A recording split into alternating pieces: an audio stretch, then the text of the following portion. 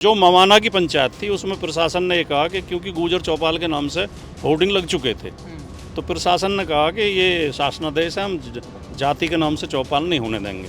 तो हमने कहा हम नाम बदल के कर लेंगे पीडीए चौपाल। ये जो सरकार ने कहा है कि जाति के नाम से चौपाल भी नहीं होंगी, सम्मेलन नहीं होंगे और रैली नहीं होंगी, तो फिलहाल तो हमारा गुजर राजनीतिक जागरूकता अभियान चल रहा था, तो उसी को लेकर सरकार डरी है। और ये बीजेपी अकेली ऐसी पार्टी है जिसने लखनऊ में बोर्ड लगा के बाकायदा ये बताया था हमने किस किस जाति के कितने मंत्री बनाए हैं। नमस्कार, मैं गौरव कुमार पांडे और इस वक्त यूपी तक की टीम मौजूद है हाईवे में। दरअसल हाईवे में हम लोग इसलिए मौजूद हैं क्योंकि आपको जैसा कि पता होगा कि समाजवादी पार्टी पीडीए चौपाल जो है वो लगा रही है पश्चिमी उत्तर प्रदेश में गैर ओबीसी वोटर्स को स्ट्रॉन्ग करने के लिए। और इसका जो मुहिम है, इसकी मुहिम शुरू कर रहे हैं समाजवादी पार्टी के वरिष्ठ नेता और प्रवक्ता राजकुमार भाटी साहब हमारे साथ मौजूद हैं। सर, आपका बहुत बहुत स्वागत है। जी धन्यवाद। तो आज मुझे बताइए कि आज हमारा सफ़र जो है कहाँ की ओर है? अब हम शेरगढ़ जा रहे हैं, जिला मथुरा में शेरगढ़ में आज हमारी पीडीए चौपाल है। और देखिए गौरव जी, एक राजनीति जो नहीं खाली चुनाव लड़ने के लिए और कुर्सी पर बैठने के लिए नहीं होती। राजनीति का काम नागरिकों को प्रशिक्षित करना, उन्हें शिक्षा देना, उन्हें दिशा देना और उन्हें विचार देना भी होता है। तो ये जो हमारी पीडीए चौपाल हैं और जो हमने रैली का कार्यक्रम बनाया है, ये पिछड़े समाज में जो राजनीतिक चेतना की कमी है, राजनीतिक मुद्दों को ठीक से समझते नहीं हैं, और जब नागरिक राजनीतिक मुद्दों को समझते नहीं हैं तो तब वो गुमराह हो जाते हैं, तब उनसे बहका के वोट हासिल कर लिया जाता है। और जो नागरिक जागरूक होगा तो वो किसी के बहकावे में नहीं आएगा। तो ये एक राष्ट्र निर्माण का भी काम है, लोकतंत्र को मजबूत करने का भी काम है। ये केवल हम हमारे पर्सनल हमारा फ़ायदा तो है ही, अपने राजनीतिक स्वार्थ में तो हम चला ही रहे हैं, इसमें कहीं कोई शक नहीं है, लेकिन हमारे राजनीतिक स्वार्थ के साथ साथ राष्ट्रहित भी है, इसमें देश हित समाज हित भी जुड़ा हुआ है। अच्छा सर, अब क्योंकि आप समाज हित की बात कर रहे हैं, कल की घटना एक ले लेते हैं। कल मेरठ में काफ़ी ये घटना चर्चित रही। आपकी चौपाल थी और बाकायदा आप चौपाल लगाने वाले थे, लेकिन उससे पहले ही प्रशासन ने बिल्कुल सख्त मना कर दिया कि आप नहीं कर सकते। क्या कारण था और क्या कुछ होने वाला था? देखिए 21 तारीख को उत्तर प्रदेश सरकार ने एक शासनादेश जारी किया कि प्रदेश में कोई भी कार्यक्रम, चौपाल, समारोह, सम्मेलन, रैली किसी जाति के नाम पर नहीं होंगी। ये अलग विषय है कि सरकार ने किस वजह से ये जारी किया और इसमें कितना ठीक है कितना नहीं ठीक है, लेकिन क्योंकि शासनादेश जारी हुआ है और हमारा विचार जो है, हमारी योजना कोई शासन से प्रशासन से टकराने की नहीं है। हमारी योजना लोगों को जागृत करने की है। आंदोलन अगर कोई होता तो हम कहते हैं हम गिरफ्तारी देंगे, हम तो करेंगे, हम तो नहीं रुकेंगे। आंदोलन में तो कानून तोड़ा जाता है, गिरफ्तारी दी जाती है, लेकिन ये हमारा उस तरह का कार्यक्रम नहीं है। हम इसे सकारात्मक रूप में लेते हुए हमने उस शासनादेश को मान लिया, हमने उसका सम्मान करते हुए, हम पहले गुजर चौपाल के नाम से कार्यक्रम कर रहे थे, तो हमने गुजर चौपाल हटा के पीडीए चौपाल कर दिया। और दूसरे मैंने अब आगे जिन विधानसभा क्षेत्रों में हमारी चौपाल होनी है, उन सब आयोजकों को ये निर्देशित कर दिया है कि प्रशासन से अनुमति लेकर आप करें, कानून का पालन करते हुए करें, क्योंकि ये हमारा कोई आंदोलन नहीं है, ये जागरूकता अभियान है। तो सर क्या लगता है कि मतलब जो मवाना की पंचायत थी उसमें प्रशासन ने ये कहा कि क्योंकि गुजर चौपाल के नाम से होर्डिंग लग चुके थे, तो प्रशासन ने कहा कि ये शासनादेश है, हम जाति के नाम से चौपाल नहीं होने देंगे। तो हमने कहा हम नाम बदल के कर लेंगे पीडीए चौपाल। तो फिर एसडीएम ने ये कहा कि नहीं 25 तारीख को ना करें आप, उसके बाद हम परमिशन दे देंगे। तो हमने वो बात भी मान ली। हमने प्रशासन को सहयोग करते हुए हमने कहा ठीक है, आप हम 25 के बाद, इसमें कोई जिद की बात नहीं है और हमारे पास तो टाइम है, हम 2-4 दिन बाद कर लेंगे। तो ये हुआ। अच्छा सर, इसके अलावा जिस प्रकार से मुझे बताइए कि आप लगातार चौपाल कर रहे हैं पश्चिमी उत्तर प्रदेश में एक पूरे समाज को मजबूत करने के लिए। आगे जो है पंचायत चुनाव है, उसके बाद 2027 का मेन चुनाव है। क्या लगता है कि आपके इस चौपाल की वजह से कुछ असर पड़ा है? मैं तो समझता हूँ कि ये शासनादेश जो आया उत्तर प्रदेश सरकार का, ये इन हमारी चौपाल की वजह से ही आया, और तो कोई कारण फिलहाल दिखाई देता नहीं है। क्योंकि हाईकोर्ट का जो निर्देश है, हाईकोर्ट के निर्देश में रैली और सम्मेलनों पर रोक की कोई बात नहीं है। हाईकोर्ट के केवल 2 डायरेक्शन हैं, एक तो पुलिस रिकॉर्ड में जाति का उल्लेख न किया जाए, दूसरे वाहनों के ऊपर जाति वगैरह न लिखी जाए। ये जो सरकार ने कहा है कि जाति के नाम से चौपाल भी नहीं होंगी, सम्मेलन नहीं होंगे और रैली नहीं होंगी, तो फिलहाल तो हमारा गुजर राजनीतिक जागरूकता अभियान चल रहा था, तो उसी को लेकर सरकार डरी है। और सरकार को लग रहा है कि ओबीसी सारा समाजवादी पार्टी की तरफ जा रहा है। गुर्जर समाज एक ऐसा समाज रहा है जिसने 17 और 22 के चुनाव में बहुतायत में बीजेपी को वोट दिया और लोकसभा में भी बीजेपी को वोट दिया। लेकिन अब धीरे धीरे जब उन्हें लगा कि हमें कोई फ़ायदा हुआ नहीं, बीजेपी की सरकार में हमें मान सम्मान मिल नहीं रहा, अधिकार मिल नहीं रहे, हिस्सेदारी मिल नहीं रही, जो हम बार बार कहते रहे हैं कि देश की आज़ादी के बाद पहली ऐसी सरकार योगी जी की सरकार है जिसमें कोई गुर्जर कैबिनेट मिनिस्टर नहीं है। और हमने जब इस अभियान की शुरुआत की थी तो हमने सर्वे कराया कि 34 जिलों की 132 विधानसभा क्षेत्रों में गुर्जर वोट है। तो जो इतनी भारी संख्या में इतनी विधानसभा क्षेत्रों में जो समाज रहता है उसे हिस्सेदारी ना देना, तो इससे नाराज़ होकर गुर्जर समाज और अन्य पिछड़ा समाज भी, पूरा पीडीए समाज अब समाजवादी पार्टी की तरफ रुख कर रहा है। तो आपको ये मैसेज मिल रहा है लोगों से? बहुत ज़्यादा लोगों में उत्साह है, बहुत ज़्यादा लोग इसमें समर्थन दे रहे हैं और मुझे उम्मीद से ज़्यादा रेस्पॉन्स मिल रहा है। मैंने जितनी उम्मीद की थी उससे ज़्यादा रेस्पॉन्स मिल रहा है। हर विधानसभा से मेरे पास ऑफ़र आ रही हैं कि हमारे यहाँ आओ, आप चौपाल करो, और लोग जुट रहे हैं उन चौपालों में, लोग बात सुन रहे हैं, समझ रहे हैं और उसका समर्थन कर रहे हैं। और मैं समझता हूँ इस अभियान का बहुत बड़ा परिणाम आएगा। अच्छा सर, इसके अलावा आपने बात की जाति की और शासनादेश की, तो यहाँ पर हमने देखा कि पिछले दिनों भाजपा के ही जो सहयोगी हैं वो भी इस शासनादेश को लेकर जो है नाराज़गी अपनी बता रहे हैं। बगैर जैसे कि डॉक्टर संजय निषाद का बयान था जो काफ़ी चर्चित था। एक टीवी डिबेट में उन्होंने कहा कि अभी तो 43 सीटें जो है वो आई हैं, अभी और सीटें जो है हारेंगे। इस पर क्या कहेंगे आप? देखिए, उत्तर प्रदेश में 4 पार्टी ऐसी हैं मुख्य तौर पे जो केवल जाति पे आधारित हैं, जिसमें जो है हमारा राष्ट्रीय लोकदल RLD, जिसमें वो जो है ओम प्रकाश राजभर की पार्टी, सोहेलदेव समाज पार्टी, और जी संजय निषाद की पार्टी निषाद पार्टी, और अपना दल। चारों के चारों से बीजेपी का गठबंधन है। अगर बीजेपी को जातिगत राजनीति से इतनी दिक्कत है तो बीजेपी जातिगत पार्टियों से गठबंधन क्यों कर रही है? दूसरी बात, पिछली बार चुनाव में 24 में भी और 22 में भी बीजेपी ने अपने लखनऊ कार्यालय पर जातियों के सम्मेलन किए।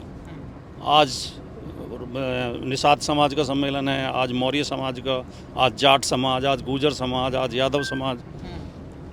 अभी पीछे गाजियाबाद में विधानसभा का उपचुनाव हुआ, योगी जी उसमें आए, 1 किलोमीटर का रोड शो किया योगी जी ने। 1 किलोमीटर के रोड शो में 10 जातियों के बैनर लगे हुए थे और मंच बने हुए थे। जाटव समाज आपका हार्दिक स्वागत करता है, वैश्य समाज आपका हार्दिक स्वागत करता है। तो ये तो इतने जातिवादी हैं। और ये बीजेपी अकेली ऐसी पार्टी है जिसने लखनऊ में बोर्ड लगा के बाकायदा ये बताया था हमने किस किस जाति के कितने मंत्री बनाए, जिसने प्रेस कॉन्फ्रेंस करके राष्ट्रपति और प्रधानमंत्री की जाति बताई बीजेपी ने। तो ये जातिवाद के खिलाफ तो ये नहीं है इनका अभियान, ये केवल हमारे अभियान से डर के हमारे सम्मेलनों पर रोक लगाना चाहते हैं। लेकिन हमने उसका रास्ता निकाल लिया। ठीक है, आप जाति लिखने से मना कर रहे हैं, हम जाति नहीं लिखेंगे, लेकिन सम्मेलन तो हम करेंगे, जागरूकता अभियान तो हमारा जारी रहेगा। तो क्या लगता है कि आगे इन फ्यूचर जो है ये जो तमाम इनके सहयोगी दल हैं वो विरोधाभास कर रहे हैं, इसका तो कुछ लगेगा कुछ होने वाला? नहीं, संजय निषाद और ओम प्रकाश राजभर के तो बयान मीडिया में आ गए हैं, वो इस शासनादेश के खिलाफ हैं। वो तो कह रहे हैं हम तो अपने समाज के सम्मेलन करेंगे, हम तो अपने समाज के हक मांगेंगे। और दूसरी बात, मैं योगी जी से और भारतीय जनता पार्टी से ये भी कहना चाहता हूँ कि किसी समाज का जब उत्पीड़न होता है, किसी समाज का शोषण होता है, समाज के अधिकार मारे जाते हैं, तब आपको जातिवाद दिखाई नहीं देता। जब वो समाज अपने न्याय मांगता है तब आपको जातिवाद दिखाई देता है। तो इस सोच को भी बदलने की ज़रूरत है। अगर आपको जातिवाद ख़त्म करना, ये क्या है, इनका विरोधाभास क्या है कि जाति को बना के रखेंगे, जातिवाद ख़त्म करना चाहते हैं। अगर जातिवाद ख़त्म करना चाहते हो तो जाति की जड़ पे प्रहार करो। नहीं, जड़ को तो ये खाद और पानी देते हैं और पत्तों को काटते हैं, तो इससे तो जातिवाद ख़त्म नहीं होगा, इससे तो और ज़्यादा फले फूलेगा वो। अगर जातिवाद ख़त्म करना चाहते हो तो पहले जाति ख़त्म करो। जो जाति के नाम पर लोग लाभ उठा रहे हैं और जो जाति के नाम पर आप दूसरे लोगों के हक मार रहे हो, जो सरकार शिक्षक भर्ती में जाति के आधार पर भेदभाव करती हो, बेईमानी करती हो, भर्ती में आरक्षण में फेरबदल करती हो, जो सरकार ट्रांसफ़र पोस्टिंग में जाति देखती हो, जो सरकार जाति देख देख के वोट काट देती हो और जाति देख के मुठभेड़ करती हो, उस सरकार से उम्मीद कर सकते हैं, उस पार्टी से, कि वो जातिवाद के खिलाफ होगी। सवाल ये है। तो क्या आपको लग रहा है कि कुछ इस पर विचार हो सकता है, दोबारा मंथन हो सकता है? नहीं, ये विचार तो ये तो चल नहीं पाएगा, व्यवहारिक नहीं है। ये जो इन्होंने शासनादेश जारी किया ये व्यवहारिक नहीं है कतई भी, क्योंकि ये देश जातियों में बंटा हुआ देश है और इस देश में जाति वर्ग से लोग इतने ज़्यादा जुड़े रहते हैं कि वो ये सहन ही नहीं कर सकते कि वो कहीं अपनी जाति का नाम न लें। और जाति के नाम पे जो कार्यक्रम होते हैं वो सारे नकारात्मक नहीं होते, वो सकारात्मक भी होते हैं। जैसे जातियां कई बार ये अभियान चलाती हैं कि दहेज प्रथा बंद करो और जी बच्चों को पढ़ाओ, शिक्षा दो, नशाखोरी नहीं होनी चाहिए, सामाजिक बुराइयों के खिलाफ भी जाति के नाम पर आंदोलन चलाए जाते हैं। तो वो लाभदायक होते हैं समाज के लिए। और जो वेमनस के लिए जाति के सम्मेलन किए जाते हैं वो नहीं होने चाहिए। और मैंने तो जब ये अभियान शुरू किया तो मेरे आप वीडियो देखेंगे सोशल मीडिया पे, मैंने हर मीटिंग में ये बोला है कि हमें किसी जाति के खिलाफ नहीं बोलना है, किसी जाति के खिलाफ हमें कोई बात नहीं कहनी है, हमें भाईचारा बढ़ाना है। राजनीति में जातियों के बीच में भाईचारा और मित्रता होगी जिसकी वही राजनीति में आगे बढ़ सकता है। तो हम तो प्रेम मोहब्बत बढ़ाने के लिए सम्मेलन कर रहे हैं, हम नफरत फैलाने के लिए सम्मेलन नहीं कर रहे हैं। अच्छा, अब अपने आप सम्मेलन की बात कर रहे हैं तो पिछली बार जो है रालौद आपके साथ थे, लेकिन अभी जो है रालौद आपके साथ नहीं है, वो भाजपा के साथ है। पश्चिमी उत्तर प्रदेश मजबूत करने की आप बात कर रहे हो, यहाँ पर रालौद भी जो है अच्छे स्ट्रॉन्ग पॉइंट पर है। क्या लगता है इस बार कैसे सिनेरियो रहेगा? देखिए, रालोद का जनाधार बहुत कम हुआ है। जो जयंत चौधरी हैं उनके गलत निर्णयों की वजह से जो उनके समर्थक वर्ग हैं वो उनसे नाराज़ हुए हैं और वो समर्थक वर्ग उनके टूट के समाजवादी पार्टी की तरफ आ रहे हैं, क्योंकि जयंत चौधरी ने अच्छा निर्णय नहीं लिया। जयंत चौधरी की पार्टी जीरो पे पहुंच गई थी, ख़त्म होने के कगार पे थी। समाजवादी पार्टी के सहयोग से वो दोबारा जिंदी हुई पार्टी। उनके 8 विधायक जीत के आए, फिर एक उपचुनाव में जीते, 9 उनके विधायक हैं और समाजवादी पार्टी के विधायकों की वोट से जयंत चौधरी राज्यसभा में पहुंचे। और भारतीय जनता पार्टी ने हाथरस में, आपने वो दृश्य देखा होगा कि पुलिस ने जयंत चौधरी के ऊपर लाठियां चलाई। तो जयंत चौधरी अचानक एक केंद्रीय मंत्री की सीट के लालच में एकदम उस पार्टी की तरफ चले गए जो उनका शोषण कर रही थी, जो उनके साथ अन्याय कर रही थी, जो किसानों के ऊपर लाठी चला रही थी, किसानों का नुकसान कर रही थी। इस बात से उनका जो समर्थक हैं वो बहुत नाराज़ हैं और जयंत चौधरी का जो ज़्यादा राजनीतिक आधार बचा नहीं है। तो क्या आपकी चौपाल में उनके समर्थक आ रहे हैं, लोग आ रहे हैं जो आपसे बात कर रहे हो, ऐसा कुछ? हाँ, हमारी चौपाल में खूब, चौपाल में भी और पार्टी में भी जयंत चौधरी को छोड़ के बहुत लोग आए हैं। और अभी आगे जब चुनाव नज़दीक आएंगे तब और ज़्यादा आएंगे, क्योंकि बहुत सारे लोग ऐसे होते हैं जो सरकार से चिपके रहते हैं, कुछ उनके हित जुड़े रहते हैं, कुछ उनके काम धंधे चलते रहते हैं। चुनाव से 6 महीने पहले भगदड़ मचती है, जो छोड़ने वाले होते हैं, जो नाराज़ होते हैं। अभी वैसे आने लगे हैं लोग, कल भी समाजवादी पार्टी में कई पार्टियों को छोड़ के। तो क्या विचारधारा बताते हैं जयंत के बारे में? जयंत की तो कोई विचारधारा ही नहीं है। देखिए, चौधरी चरण सिंह एक शानदार नेता थे और चौधरी चरण सिंह किसानों के मसीहा थे। चौधरी चरण सिंह हर वर्ग के नेता थे और समाजवादी नेता थे। और सही मायने में चौधरी चरण सिंह के राजनीतिक वारिस जो थे वो नेताजी मुलायम सिंह यादव जी थे।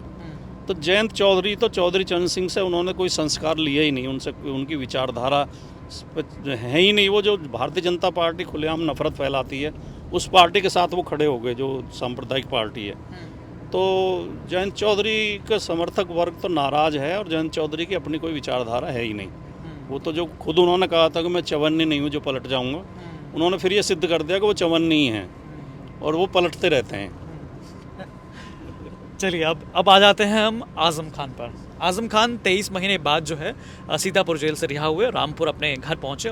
काफ़ी काफ़िला, उनका लंबा काफ़िला था, एकदम जो उनके चाहने वाले लोग थे उनमें काफ़ी खुशी थी। लेकिन जब उनसे सवाल किया गया कि क्या आपकी अखिलेश यादव से बातचीत हुई, तो उन्होंने कहा कि भाई मुझे सिर्फ अपनी मतलब बीवी का ही नंबर याद था, बाकी किसी का नंबर याद नहीं है। इस पर क्या कहेंगे आप? देखिए, मैं भाषा विज्ञान का विद्यार्थी रहा हूँ। भाषा में जो शब्दों के अंदर 3 तरह की शक्ति होती है, अविद्या, लक्षणा और व्यंजना। तो आजम खान साहब ज़्यादातर व्यंजना में बात करते हैं, वो अविद्या में। हमारा आप तो सीधे बात करते हैं अविद्या में, वो व्यंजना में करते हैं बात। उनकी बातों के अर्थ सबके सकारात्मक होते हैं, लेकिन थोड़े व्यंग्यात्मक लहजे में वो बोल देते हैं। आजम खान एक शानदार नेता हैं और बहुत हिंदू मुस्लिम एकता के प्रबल समर्थक हैं, भाईचारे की राजनीति के समर्थक हैं, बहुत देशभक्त विचारधारा के व्यक्ति हैं और इतना धैर्य और साहस आपने उनका देखा कि 23 महीने सरकार ने उन्हें जेल में रखा, लेकिन उनके चेहरे पर शिकन आपने देखी नहीं होगी। जब जेल से रिहा हुए तो मुस्कुराते हुए बाहर आए।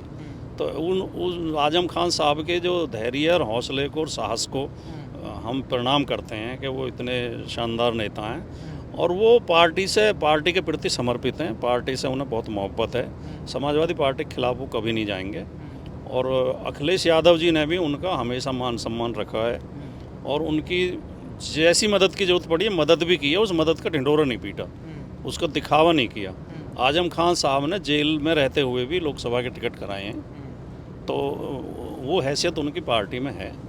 अच्छा, उनके रिहा होने से पहले ये चर्चा काफ़ी ज़्यादा थी कि आज़म खान की जो पत्नी है उन्होंने तंजीम फातिमा ने जो है मुलाकात की है मायावती से, और इस तरह की जो है खबरें बहुत वायरल होने लगी कि वो चंद्रशेखर के साथ जाएंगे या बसपा के साथ जाएंगे। इस पर, इन र्यूमर्स पर आप क्या कहेंगे? ये जो एक बीजेपी समर्थक मीडिया का जो एक वर्ग है वो ऐसी अफवाहें उड़ाता है। इनमें खबरों में कहीं कोई सच्चाई नहीं, ना उन्होंने किसी से मुलाकात नहीं की, ना उनका कहीं जाने का इरादा था। और अब चंद्रशेखर और आजम खान की क्या तुलना करनी? आजम खान बड़े नेता हैं, चंद्रशेखर बड़े नेता हैं। तो बड़ा नेता छोटे के साथ जाएगा, छोटा नेता बड़े के साथ आता है। तो इनमें कोई दम नहीं है, ये केवल गोदी मीडिया की उड़ाई हुई अफवाहें थीं और वो अपने इंटरेस्ट में उड़ाते हैं। कई लोग तो टीआरपी के चक्कर में भी चला देते हैं इस तरह की खबरें, और कई लोगों का मिशन कुछ और होता है।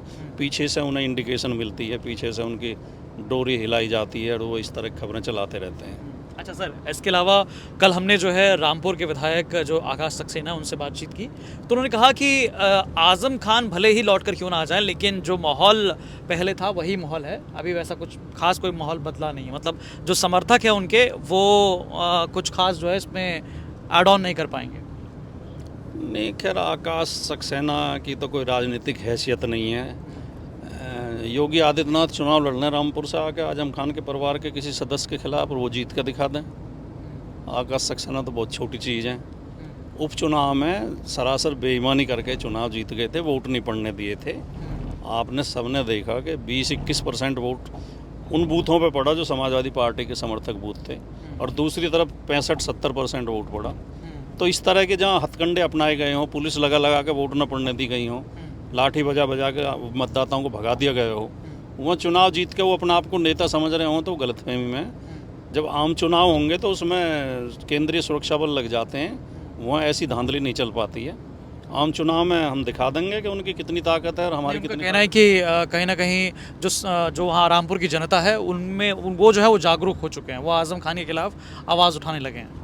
रामपुर भी और जो पूरे प्रदेश में बहुत लोग जो हम आजम खान साहब से प्यार करते हैं, उन्हें नेता मानते हैं अपना, उनकी मोहब्बत और ज़्यादा बढ़ी है। वो आजम खान से विरोध में नहीं गए हैं। और ये सब तिकड़म करके जिस तरह से सरकार ने, क्या ये अंधे लोगों को भी दिखाई दे रहा है कि 90 मुकदमे करा देना 2-3 महीने के अंदर, और 1-2 मुकदमा उनमें केवल है जो बनता है, नहीं तो सारे फर्जी मुकदमे हैं। घास चोरी का मुकदमा, किताब चोरी का मुकदमा, पायल चोरी का मुकदमा। एक मुकदमा तो ये भी है कि औरत ने लिखा है कि मेरे पैर में से पायल छीन ली आजम खान साहब ने और पता नहीं क्या क्या मुकदमे, बकरी चोरी का। ये सब फर्जी मुकदमे हैं, उनमें से आधे से ज़्यादा ख़त्म हो चुके हैं, बाकी भी ख़त्म हो जाएंगे। तो लेकिन मैं तो इतना कहूँगा कि एक नेता था जो 151 के मुकदमे के बाद संसद में फूट फूट कर रोया था आंसुओं से, और एक आजम खान साहब है 90 मुकदमे दर्ज होने के बाद भी उनके चेहरे पर शिकन नहीं आई। तो ये आप पहचान करें कि नेता असली कौन है और किसके अंदर कितना मनोबल है। तो अब अखिलेश यादव जा रहे हैं मुलाकात करने आजम खान से 8 तारीख को। हाँ, खबर यही है कि 8 तारीख को मिलेंगे, रामपुर जाएंगे और आजम खान साहब से मिलेंगे। तो क्या मैसेज होगा वहाँ पहुँचकर? अब ये तो देखो वहीं जाके पता लगेगा। अब 2 बड़े नेता मिलेंगे, उनके बीच में क्या बात होगी या क्या उनका, लेकिन दोनों के बीच बहुत अच्छे संबंध हैं और एक दूसरे का सम्मान करते हैं दोनों। बहुत बहुत शुक्रिया सर हमारे साथ जुड़े रहने के। हालांकि अभी हम आगे चल रहे हैं और आप जो चौपाल है पीडीए चौपाल वो मथुरा में लगेगी, और हम सीधे मथुरा से आपको कवर करके बताएंगे किस प्रकार से यहाँ पर जो पीडीए चौपाल है, समाजवादी पार्टी के जो तमाम समर्थक हैं वो और किस तरह से जो है जनता के बीच जाते हैं और किस प्रकार से ये चीज़ें और आगे निकल कर आती हैं। तो बाकी तमाम ऐसी जानकारी और अपडेट्स के लिए आप जुड़े रहिए यूपी तक के साथ। धन्यवाद।